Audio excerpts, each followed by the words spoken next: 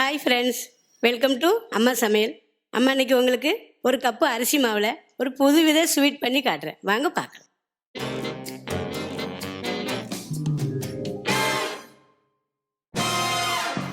பச்சரிசி மாவு தான், ஒரு கப்பு மாவு எடுத்திருக்கேன். அதாவது ஒரு 150 கிராம் மாவு. அதுக்கு பாருங்கள், ஒரு 50 கிராம் கொஞ்சம் ஜாஸ்தி, 100 கிராம் கம்மியாக இருக்கும். கொஞ்சம் சீனி போட்டுக்கலாம். அதுக்கு நம்ம ஒரு 2 ஸ்பூன் நெய் போட்டுக்கலாம். இப்போ நம்ம இந்த மாவை கொஞ்சமாக தண்ணி ஊற்றி கட்டியாக வர அளவுக்கு நல்லா இப்படி விரவிக்கிடலாம்.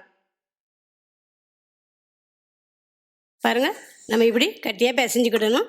நம்ம இந்த சீனி போடுறதுனால தண்ணியை கொஞ்சம் பார்த்து கவனமாக ஊற்றணும். அந்த சீனிலையும் தண்ணி ஊறும், அதனால் கொஞ்சம் கவனமாக பார்த்து ஊற்றி இப்படி மாவு பிணையணும். கொஞ்சமாக ஏலக்காய் பொடி தட்டி வச்சுருக்கேன். இந்த பொடி மணத்துக்கு போட்டுக்கலாம், நம்ம வாசத்துக்கு கொஞ்சம் நல்ல மணமாக இருக்கும் திங்கிறதுக்கு. வீட்டில் உள்ள பொருளே வச்சு அழகாக பிள்ளைங்களுக்கு நம்ம ஒரு ஸ்வீட் பண்ணி கொடுக்கலாம். வாங்க, இப்போ நம்ம சின்ன சின்ன உருண்டையாக எடுத்து எண்ணெயில் போட்டு எடுத்துக்கலாம்.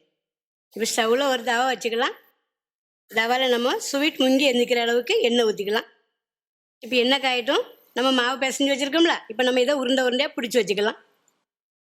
பாருங்கள், எண்ணெய் காஞ்சிட்டு இப்போ நம்ம ஒரு உருண்டையாக எடுத்து லேசாக வச்சு ஒரு அமுக்கு லேசாக அப்படி ஒரு தட்டி தட்டி அப்படி எடுத்து எண்ணெயில் போட்டிருக்கு.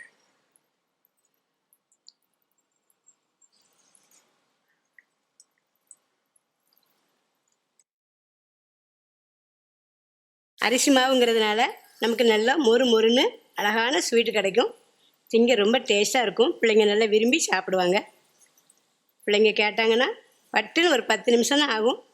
நல்லா வீட்டில் இருக்க பொருளே வச்சு அழகாக பண்ணி கொடுங்க, ரொம்ப நல்லாயிருக்கும். நல்லா கொஞ்சம் நேரம் ஆனோடனே கறியை விடாமல் அப்படி பரட்டி போட்டுக்கிடுங்க.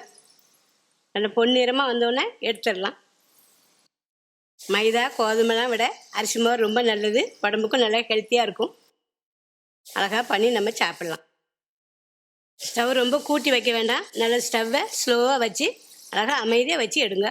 அப்போ தான் நல்லா உள்ளெல்லாம் வெந்து நல்லா இருக்கும் திங்கிறதுக்கு. நல்லா மொறுன்னு அழகாக இருக்கும். நல்லா 5 நிமிஷத்தில் அருமையான ஸ்வீட் ரெடி ஆகிட்டு இப்போ நம்ம இப்படியே எடுத்து ஒரு பிளேட்டில் வச்சுக்கலாம்.